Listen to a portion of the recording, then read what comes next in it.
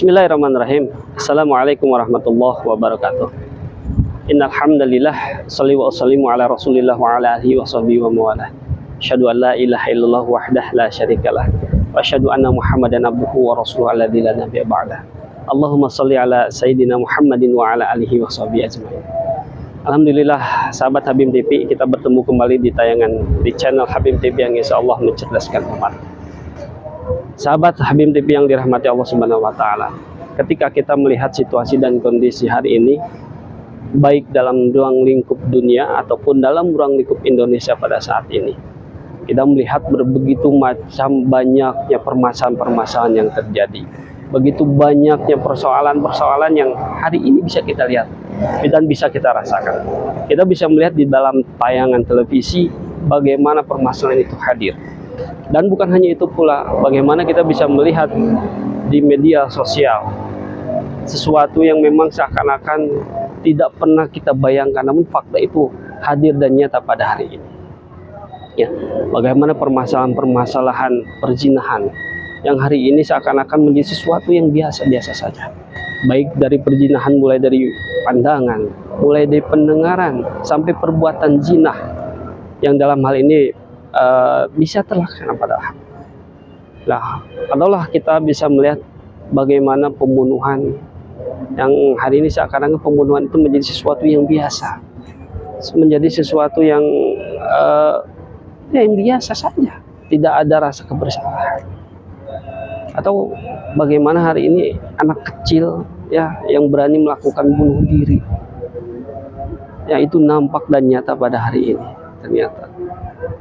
Ya, belum lagi bagaimana dengan kasus pedofilia ya, yang menjadi korban adalah anak-anak yang tidak berdosa. Atau lebih jauhnya situasi dan kondisi LGBT yang seakan-akan sekarang marah. Maka kalau kita melihat situasi seperti itu seakan-akan terstruktur. Bahkan situasi seperti itu bukan hanya terstruktur, tapi tersistem. Lebih jauhnya adalah masif. Yang kita bisa melihat situasi ini di lingkungan kita.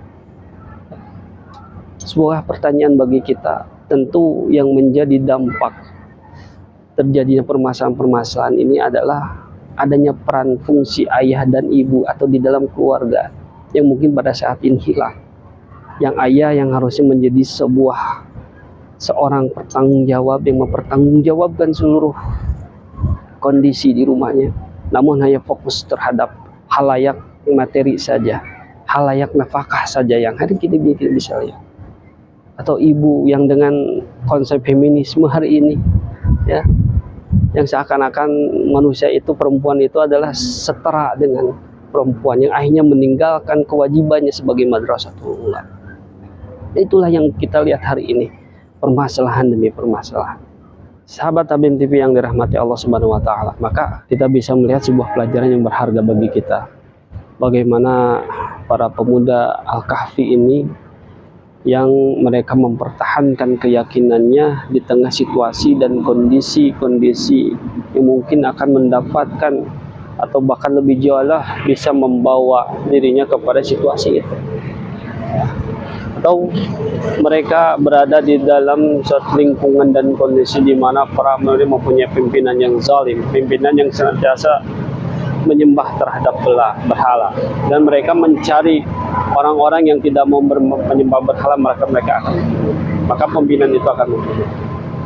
Akhirnya pemuda Al-Kahfi ini mereka lari dan akhirnya menemukan sebuah gua. Dan di gua itu mereka mendapatkan sebuah ketenangan, kenyamanan, dan keamanan. Kalau melihat daripada apa yang menjadi hibroh dari perjalanan Al-Kahfi tadi, maka harusnya keluarga itu menjadi sebuah gua yang memberikan sebuah keamanan bagi para anak-anak dan istrinya, gua yang memberikan pengayoman bagi anak-anak dan istrinya. Gua yang akhirnya menjadi kantor daripada situasi dan kondisi yang ada pada saat ini. Sahabat Habim TV yang dirahmati Allah Subhanahu wa taala. Ya, ketika kita hubungkan di dalam surat 24 ayat 36. Bismillahirrahmanirrahim. Fi buyutin adzinallahu an turfa'a wa yudhkara fiha ismuhu yusabbihu lahu fiha bil ghudwi wal asar. Rijalun la tulhihim tijaratu wa la bai'un an dzikrillah wa yaqimus shalah wa ita'az zakah yakhafuna yawman tataqallabu fihi al-qulub wal absar.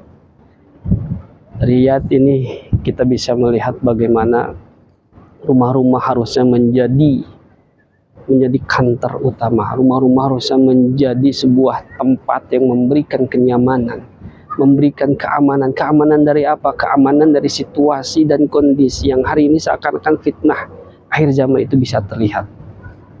Yang tadi di awal kita sampaikan, begitu banyaknya permasalahan-permasalahan yang itu terjadi. Ya, maka dengan rumahlah harusnya menjadi benteng pertama agar anak-anak keturunan kita terjaga dari situasi dan kondisi ini. Dan dari rumah itulah yang akhirnya melahirkan sebuah generasi-generasi terbaik. Sahabat Habib TV yang dirahmati Allah Subhanahu wa taala. Tentu melihat rumah di sini adalah lahirnya sebuah tanggung jawab, lahir terlaksananya sebuah fungsi baik para suami sebagai ayah, sebagai para pimpinan keluarga, ataupun ibu sebagai madrasatul ula yang mendidik anak-anaknya, yang melahirkan generasi-generasi terbaik. Namun pada saat ini itulah yang menjadi sebuah fenomena yang dimana banyak manusia yang akhirnya lupa terhadap tujuan dari pelaksanaan pernikahan itu, dari tujuan pada keluarga, karena mereka dilalaikan oleh perniagaan, dilalaikan oleh pekerjaan yang akhirnya melalaikan dari arah tujuan yang seharusnya. Semoga keluarga kita menjadi benteng, menjadi guha seperti layaknya dalam sebuah kisah Ashabul Kahfi. Itu mungkin yang bisa disampaikan. Astagfirullah wa lakum billahi fisabilillah. Assalamualaikum warahmatullahi wabarakatuh.